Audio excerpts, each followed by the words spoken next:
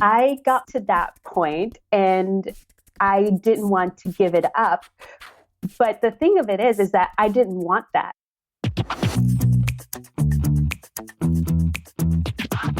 This is the Happen to Your Career podcast with Scott Anthony Barlow. We help you stop doing work that doesn't fit you, figure out what does, and make it happen. We help you define the work that is unapologetically you and then go get it. If you feel like you were meant for more and you're ready to make a change, keep listening. Here's Scott. Here's Scott. Here's Scott. If you've ever hung on to something for way longer than you should, this episode is for you. Whether it's a job or a relationship, maybe it's something completely different, but all of them can leave you feeling completely drained. So the question becomes, how can you motivate yourself to make the necessary change and then make sure that you move on at the first sign of trouble the next time? How can you learn from it? I took the job. I didn't really think twice because this is what my life graduate work was leading up to. Now, looking back at it, I never really asked myself the questions of whether I wanted to do this. That's Michal Biles. Michal was working at a university in a good, but definitely not a great job that really wasn't right for her. And since it was a good job, she knew things could be much worse. So she, of course, did what many people do and held on to the role way too long. Unsurprisingly, she began to burn out. Finally, when she hit her breaking point, as she calls it, she decided it was enough and she absolutely had to make a change. This familiar story might relate to you or people that you know, but she shares really great insight on why she feels like she held on to that job and how this career change completely shifted how she thinks about success. But I'm going to let her tell you all about it. Here she is. She first goes back to where her career first began. I graduated with my PhD in 2011, but I left graduate school a year before I defended the big dissertation. And it's pretty typical when students get towards the end of their graduate career is that if they land a job that they leave and they come back and finish up those loose ends. Yeah. And I got my first position, which was a temporary position at a college in upstate New York. And it was really a big deal because this was a couple years after the recession and universities were not hiring. And so I thought that, and I did very big. So I was in that position for 2 years. I went back, I defended my doctorate. And then quickly after that, I knew that my position was temporary, that I needed to find something more permanent. And so I went on the job market, as academics say, and I had several interviews, but I got one offer. Yeah. And this was what we call a tenure line job, academic job, which is, again, a huge deal because there's not a lot of those out there. And that job was in Maryland. And I was so enthusiastic and I took the job. I didn't really think twice because this is what my life graduate work was leading up to. Now, looking back at it, I never really asked myself the questions of whether I wanted to do this, right? Interesting. Yeah. Which is normal, right? Many of us Right. don't do that. Yeah. And I want to say that the job that I had up to 2 months ago with that university was great, but it wasn't the right fit for me. And I think I knew that the first maybe month when I started, but I talked myself out of it. I said, well, it's just a new job and this is what you've been working for. And the troubling thing about that is when you don't fit the role, you don't fit the job culture, you get burned out very easily and very quickly. And that's what happened. But I'm an ambitious person and I held on for a lot longer than I should have. And what the breaking point is that I had my son 2 years ago and I didn't want to go back to work. And a lot of people told me, well, it's because you just had a baby and you want to stay home. I didn't want to stay home. I was happy to sort of transition back into work. I just didn't want to go back to that role.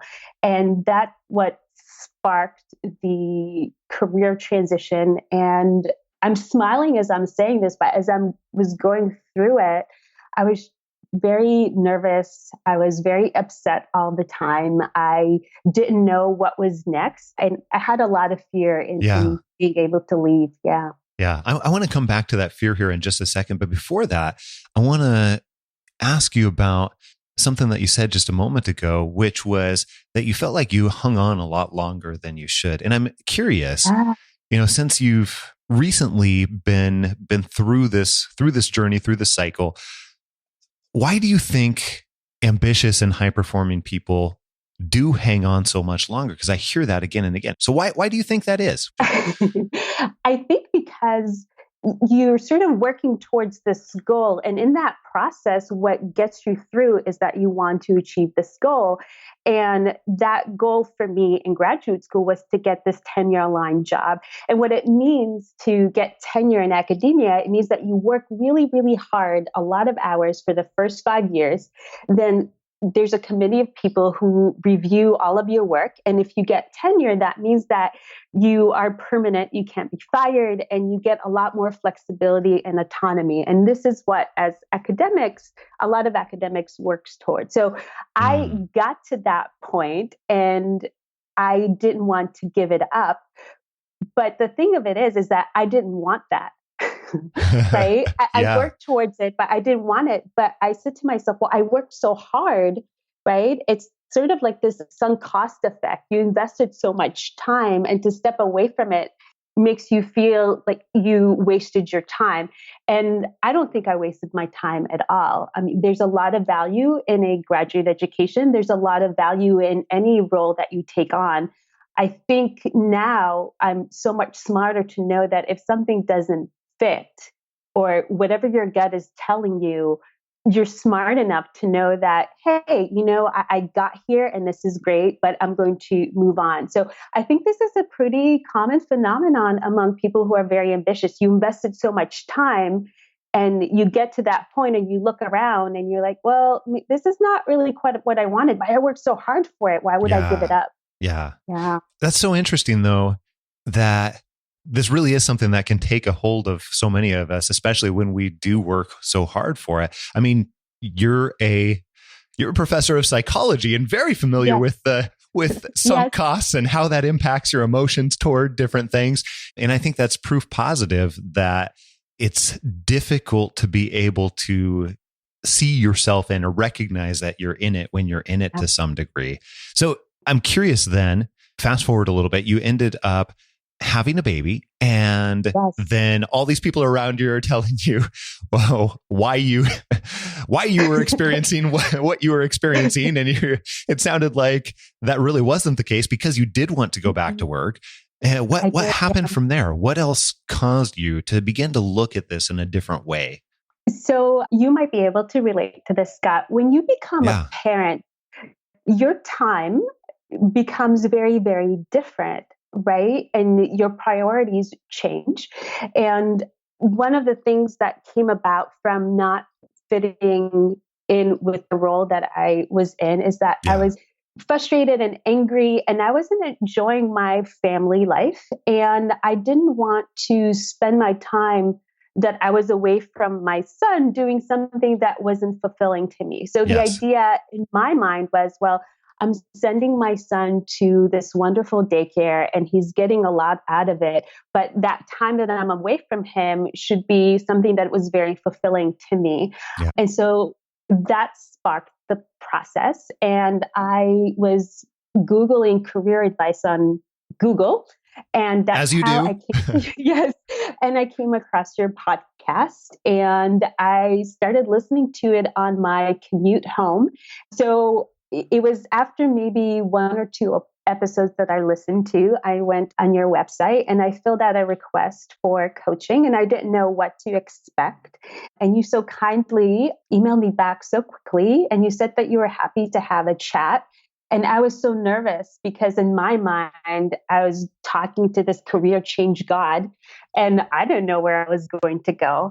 And we talked about some options. And one of the best things that I think has happened to me in the past couple of years, besides having my son, of course, was being introduced to Lisa Lewis. She is a wonderful, wonderful coach. And from there, it just sort of spiraled on. We had these really wonderful conversations, and she made me think about things that I never thought before. And one of the first questions she asked me to think about is, what are the things that are really true of me? And when I started generating that list, I sort of understood that there were a lot more sides to me than just this job, and that this job is not what is supposed to identify me unless I wanted to. And that's how the process started. So let me ask you about that, because I think that's another common theme that we see all the time.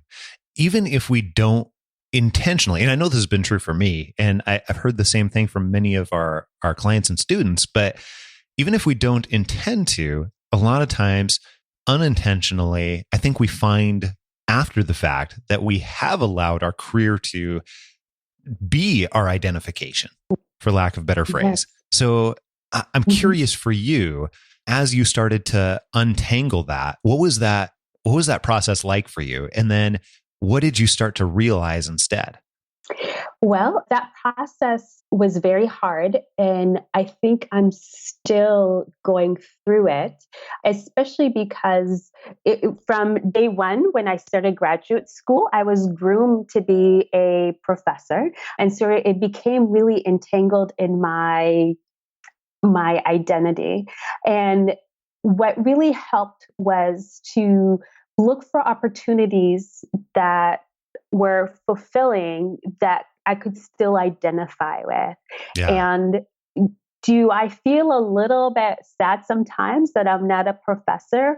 Yes, but I don't think it's because of anything else besides the fact that it's this transition, and it's something from my past. But I by no means think that or regret it in any kind of way. It's just I'm doing the same kind of work, just with a different title and a lot more flexibility, and doing, I think 90% of my job is doing things that I like, which is tremendous.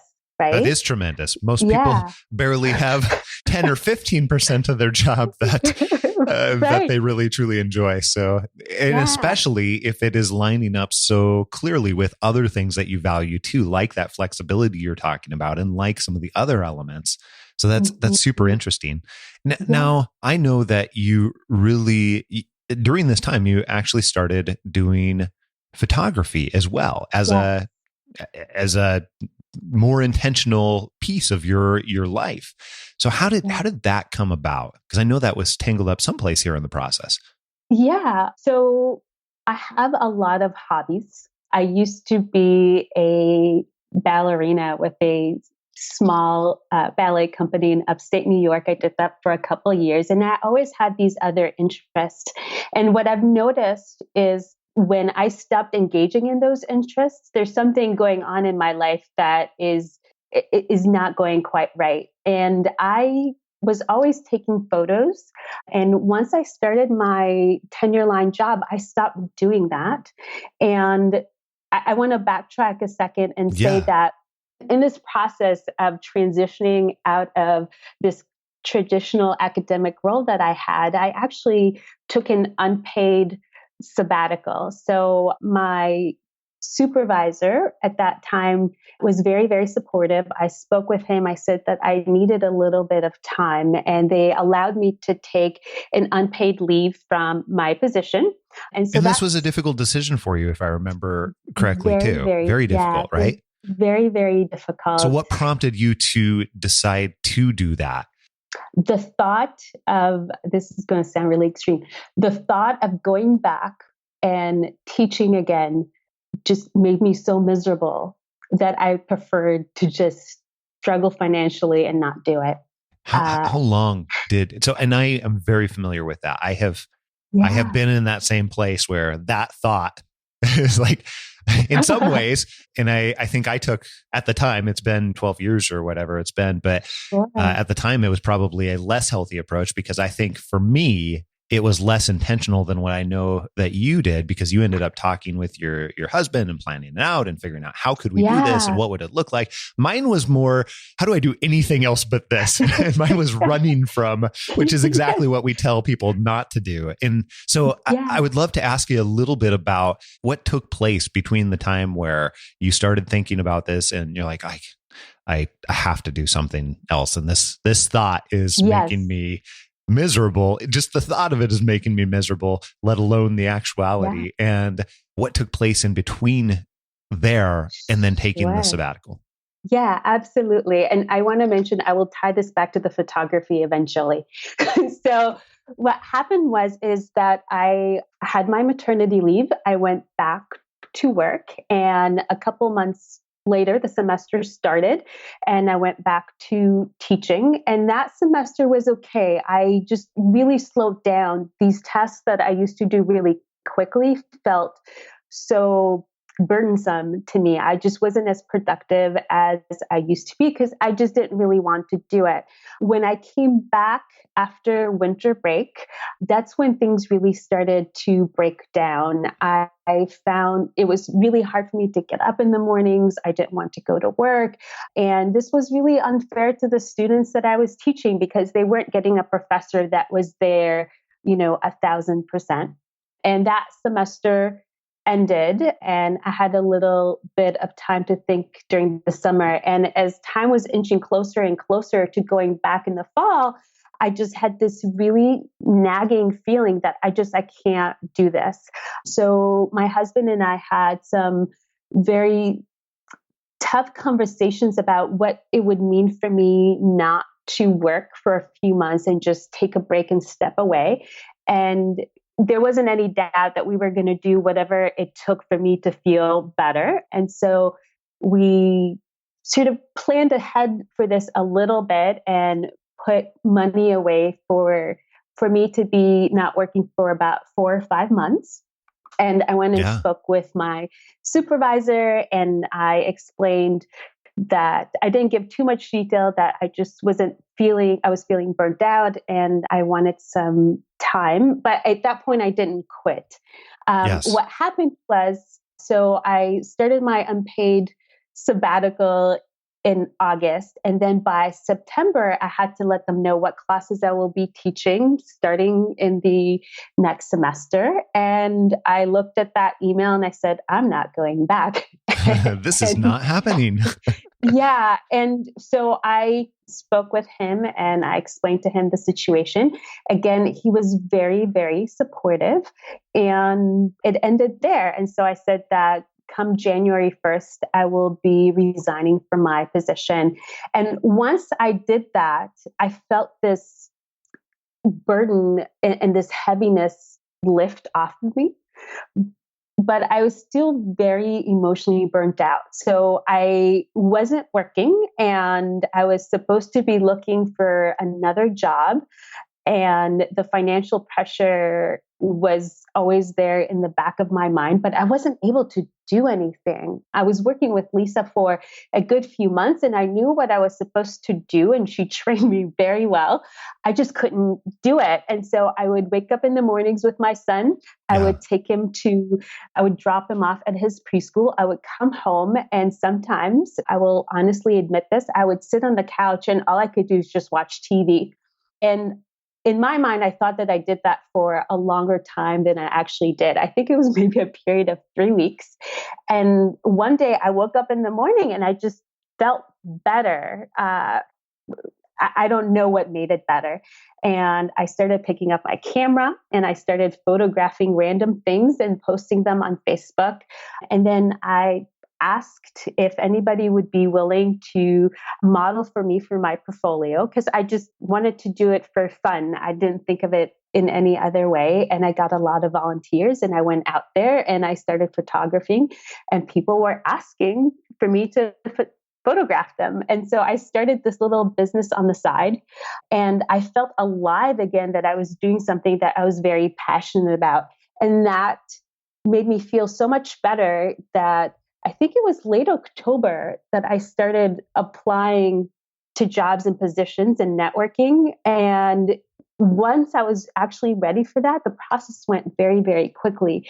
So I think I mentioned this to you before that I in that span of time, I applied to 5 or 6 jobs, and every job I got at least a phone interview and an in-person interview. Yes. And it was because I was hyper focused. I knew what was going on. I was sending thank you notes. I was having phone calls. And I don't know that I would have been able to do that while still working the other job. It was just taking up so much mental and emotional energy that for me, and I know that you don't recommend this to a lot of your clients, quitting was the best thing. It's not right for everybody. And, we get that question many, many times. In fact, we did a full episode on how to know whether or not you should quit. But yeah, it is a very, very particular thing that it's not always the same answer for everybody. And it depends whether or not it's going to rewrite for you, because actually some of the pressures that you just called out can influence whether or not it's a great decision. And here's the reality that I've come to terms with is that it's going to be difficult no matter what. A lot of times we get into the situation and we think, well, if only I had more time and if only I didn't have this job in the way and everything like that, and then it'll be okay. But the reality is, one way or another, it's still going to be challenging. Yes. And it sounds like that was the case for you because you had the financial pressures on your mind. You were still, in some ways, it sounds like recovering from the burnout pieces. And I think that's one of the important things that we've observed that people must have. They must get, when they get to that point of burnout, they must get some kind of time away. And then after that, like some kind of distance, sometimes it's not always time, sometimes it's space, but some kind of distance in some way in order to remove themselves from the real world of their situation and what it's been in the past. And then they have to get momentum again. And it seems like you were able to do that through photography where you felt alive again. So I'm curious, what, as you kind of went through that cycle, what did you think the big pieces and big takeaways for you that really, really helped you move through that? Because everybody goes through that in some ways or another. Yeah.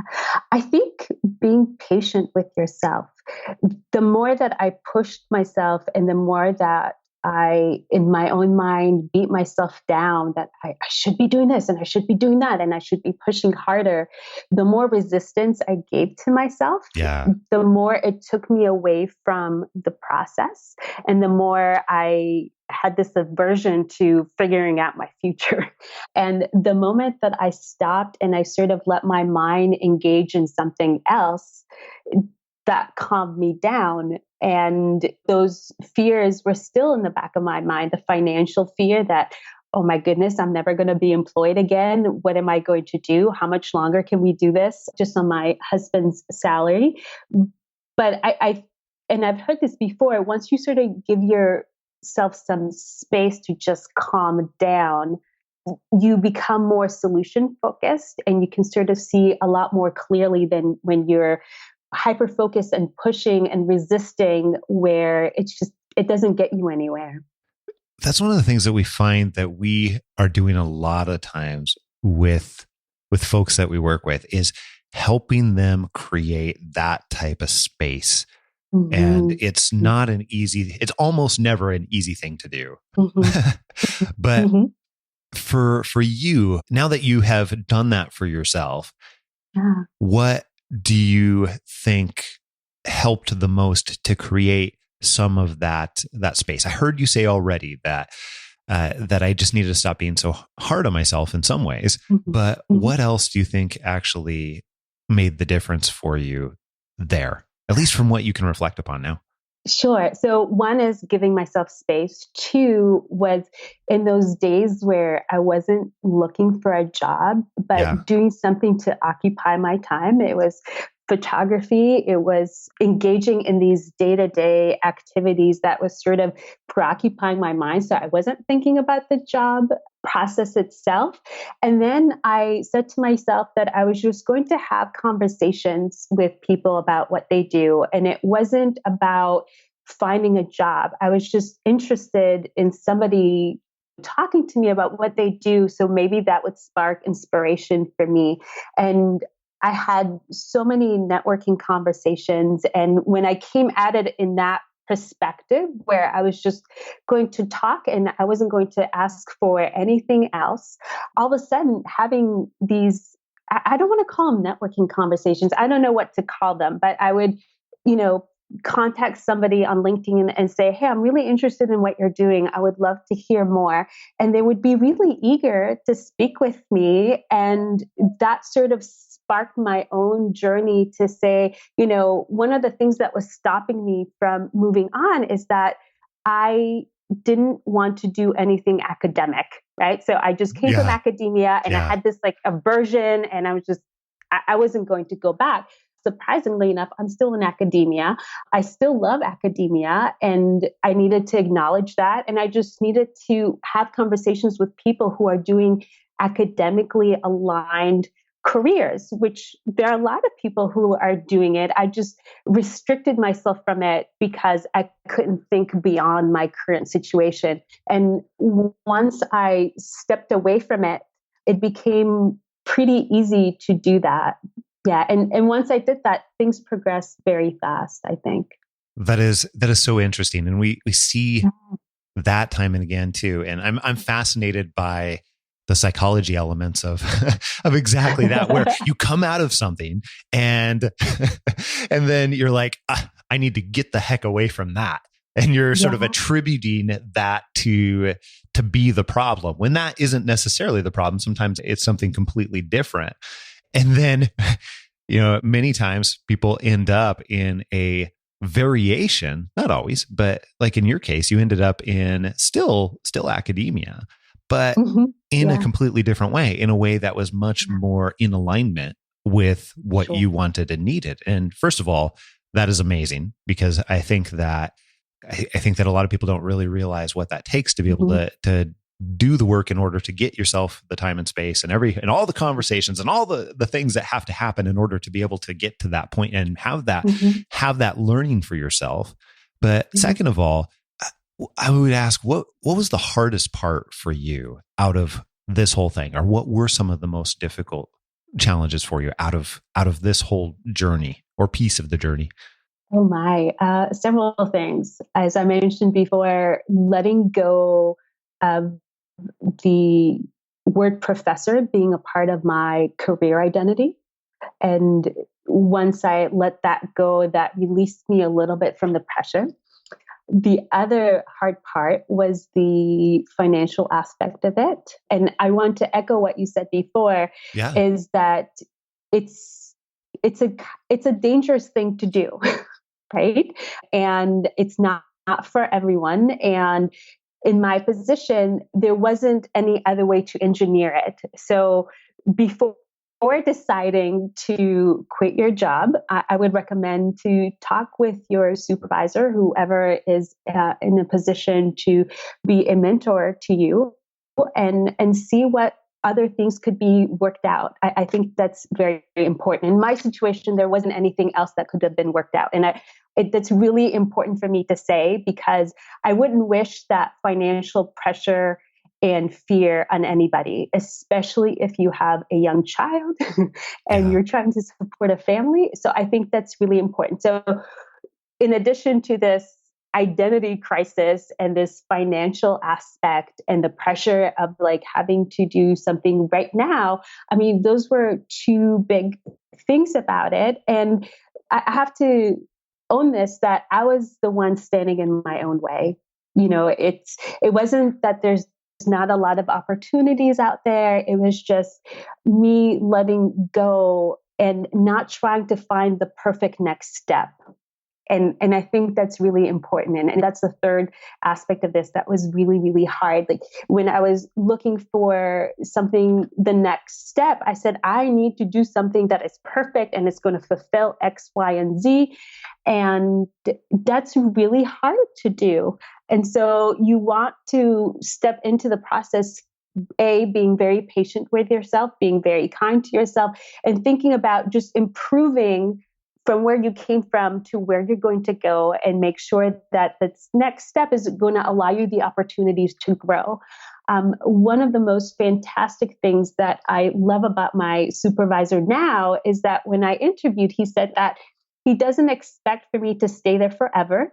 He wants to create opportunities for me to grow. And the highest compliment to him would be if I stay in this role for a while and then I move on to something else.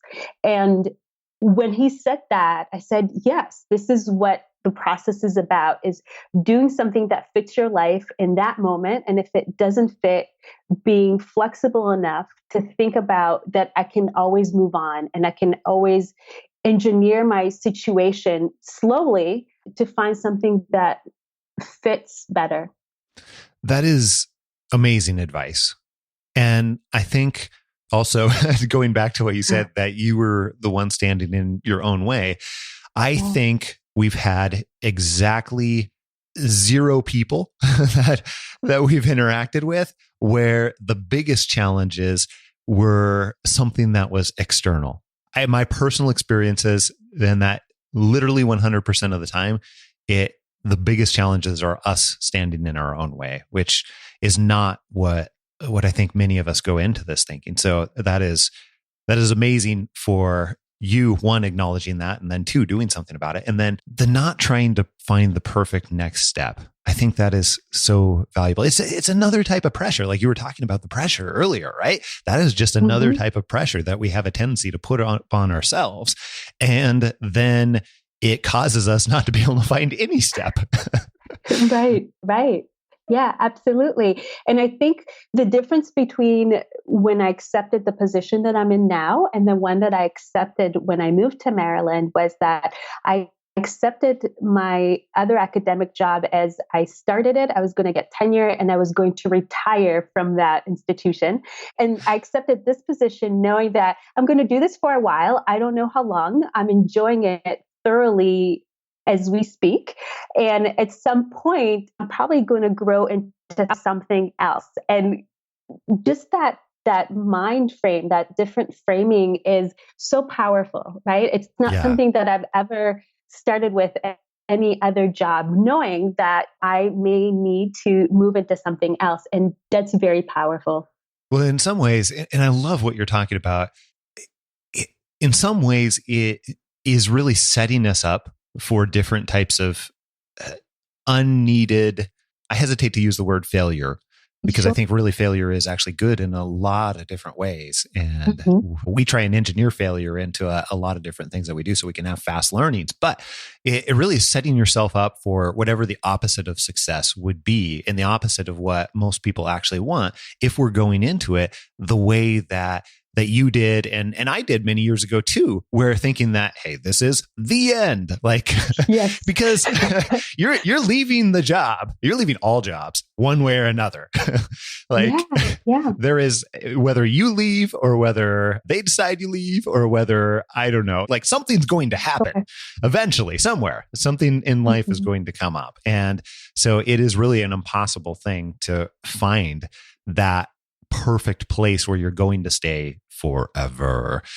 And so my last question to you, and you've given so much great advice so far.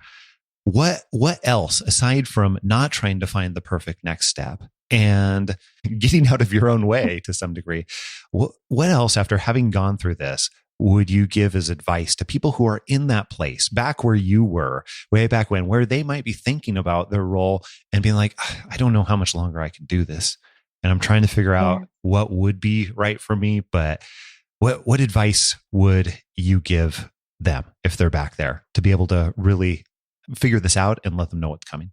Yes, I would say, first of all, and I said this before, be kind to yourself, be patient to yourself, and that things do always work out. That's one. The other thing I would recommend is to keep on having conversations. Don't have conversations because you're looking for another job. Have conversations with people who are doing things that are interesting because you're interested in it. And that's going to open a whole world to you that you don't know about because you're not having conversations. And I want to say that I'm a very introverted person. When I walk into a party, I'm not the center of it and never was. But I can have these conversations now, and I am still connecting. And I'm, even now where I'm very happy with my current position, and I'm not looking to do anything necessarily in terms of leaving or anything of that nature, I'm still having conversations. I'm having conversations with other people at universities. I'm having conversations with people outside of my department, learning about interesting things, because I don't know what circumstance is going to change, which is going to spark another move or another desire for career change. And I think that's really important. And the important part of having conversations is about that it enlightens you about the possibilities. And when you hear about somebody who's doing something that is so fantastically interesting to you, I don't know, for me, it's very inspiring, and it keeps me going. It keeps me growing as a professional.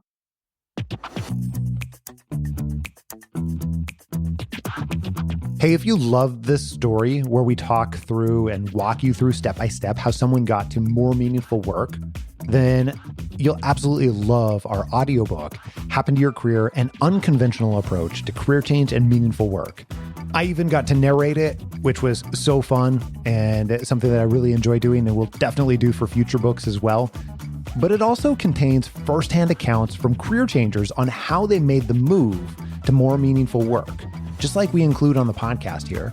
And actually, it's been called the best audiobook experience ever by some reviewers. You can find those reviews and the book itself on Audible, Amazon, or any other place where books are sold. Seriously, just pause this right now and go over to Amazon or Audible or wherever you want and download it. You can be reading it and start it on your career change in literally seconds. Now, here's a sneak peek into what's coming up next week, right here on Happen to Your Career. When you think about leaving your current company, you often fall into one of two categories. Movie-worthy visions lighting the office on fire while flipping the bird on the way out the door while the building slowly crumbles behind you. Or maybe option number two, being worried that your boss and all the people you care about are going to feel as though you flipped them the bird and burned down the building, leaving everyone in a lurch while you go on to take care of your own life. But what if there were a completely different way? What if you could have your boss help you find a new role? What if your boss and coworkers supported your efforts to make a change while simultaneously you worked to set everyone up for success? That way, when you left, they know that they're well taken care of. Let's put this another way. What if you didn't have to worry about burning bridges at all? And what if you had the support of the people that you work with to cross over your new bridge? That bridge still remains, and everybody wins. All that and plenty more next week right here on Happen to Your Career. Make sure that you don't miss it. And if you haven't already, click subscribe on your podcast player so that you can download this podcast in your sleep and you get it automatically, even the bonus episodes every single week, sometimes multiple times a week.